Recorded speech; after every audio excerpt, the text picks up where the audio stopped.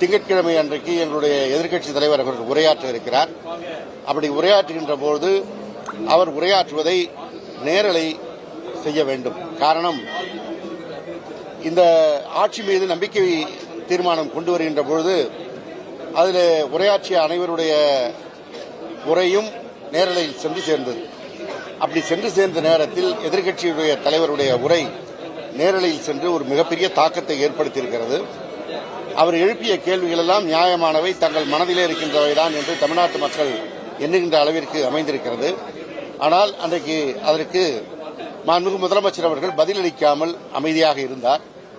வீட்டிற்கு போய் மாலை ஒர்க் அவுட் பண்ணி ட்விட்டரிலே அதற்கு ஒரு பதிலளித்தார். அங்கு சட்டமன்றத்தில் கேட்கின்ற கேள்விகளுக்கு அவர்கள் பதிலளிக்க முடியாமல் இருக்கின்ற காட்சியை மக்கள் பார்த்துவிட்டார்கள் என்ற காரணத்தினால்தான் இன்றைக்கு நேரலை செய்யாமல் தவிர்த்திருக்கிறார்கள் என்ற சந்தேகம் எங்களுக்கு எழுந்திருக்கிறது.